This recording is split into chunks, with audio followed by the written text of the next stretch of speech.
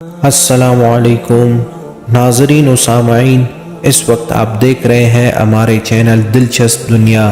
ناظرین، آج ہم بات کرنے والے ہیں حضور پاک صلی اللہ علیہ وسلم کی مکی و مدنی زندگی کے حوالے سے۔ تو ویڈیو آگے بڑھانے سے پہلے آپ ہمارے چینل دلچسپ دنیا کو سبسکرائب کریں اور ساتھ میں بیل کے آئیکن کو بھی دبائیں تاکہ اس طرح نئے آنے والی ویڈیو سے آپ آگاہ رہیں۔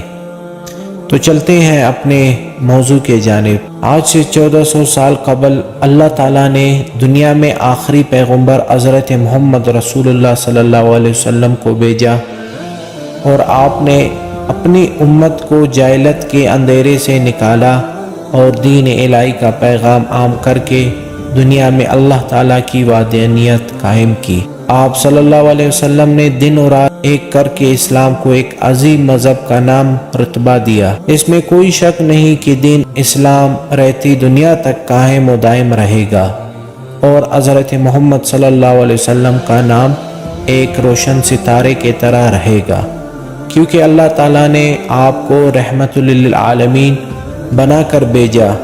آپ صلی اللہ علیہ وسلم نے عاجزی، خاکساری اور انکساری کے ساتھ دین اسلام کو پھیلایا، جو خود اللہ تبارک و تعالیٰ نے بھی پسند کیا۔ دین اسلام کے سربلندی کے لیے جو کردار ادا کیا، وہ تمام انبیاء علیہ السلام کے لیے مشعل راہ بن گیا۔ آپ علیہ السلام کی محنت سے دین اسلام کا رتبہ بلند ہوتا گیا، اور آہستہ آہستہ دین محمدی صلی اللہ علیہ وسلم پھیلنے لگا۔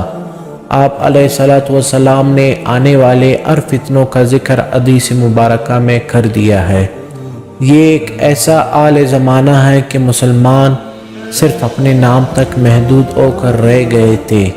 اگر ہم اسلام کی 5 ادوار کا ذکر کریں تو 2 ادوار مسلمانوں کے لیے بہت بہترین رہے ہیں۔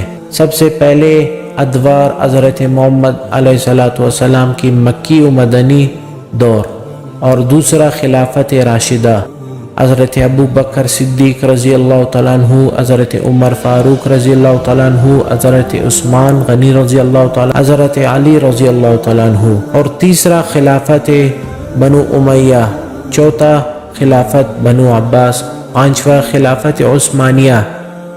اب ہم ان 2 ادوار میں مکی و مدنی زندگی کا ذکر کرتے ہیں۔ یہ 2 دور دین اسلام مسلمانوں کے آغاز کا دور رہا ہے۔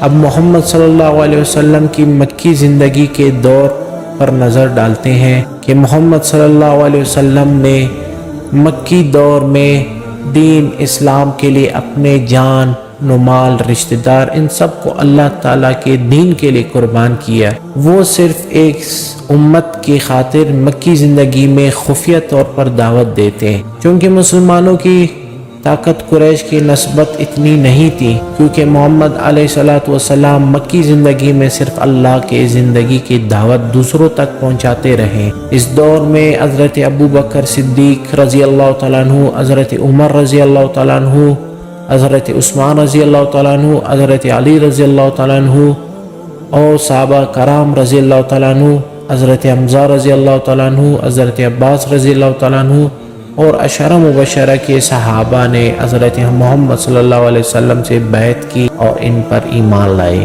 کہ آپ اللہ کے آخری نبی صلی اللہ علیہ وسلم ہیں۔ آپ علیہ السلام نے مکی زندگی میں اپنے رشتہ دار و عزیز و اقارب کو ایک سچا دین اسلام پیش کیا۔ خاتم الانبیاء محمد صلی اللہ علیہ وسلم نے اپنی زندگی کے 52 سال مکہ مکرمہ میں گزارے، یہ مکی دور کہلایا۔ پھر محمد کو اللہ کی طرف سے وحی نازل ہوئی کہ مدینے کی طرف ہجرت کی جائے، تو مسلمانوں نے مدینے کی طرف ہجرت کی اور مدینی زندگی کا آغاز شروع ہوا۔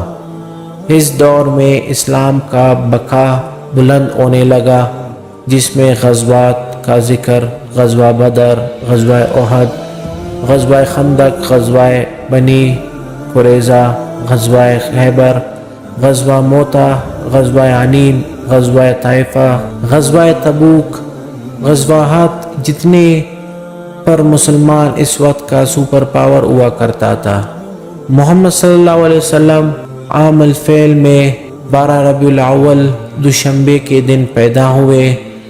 40 سال کی عمر میں نبوت سے سرفرازے گئے۔ اس کے بعد اپنی زندگی کے 23 سال دعوت میں گزارے، جس میں 13 سال اپنے عزیز و اقارب کے درمیان مکے میں، اور جب قریش کی اذیت بڑھ گئی تو مدینہ ہجرت کر گئے اور وہاں 10 سال گزارے۔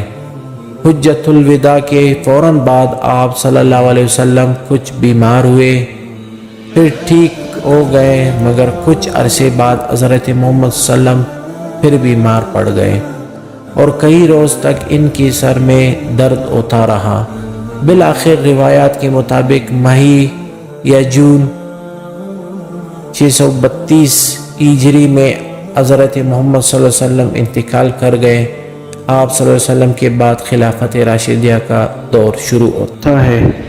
فتوحات کا سلسلہ چلتا رہا۔ تو دوستو، آج ہم نے آپ کے ساتھ حضور پاک صلی اللہ علیہ وسلم کی مکی و مدینی زندگی کے حوالے سے مختصراً معلومات آپ کے ساتھ شیئر کی ہے۔ تو دوستو، اگلی ویڈیو میں انشاءاللہ خلافت راشدیہ کے حوالے سے ذکر کریں گے۔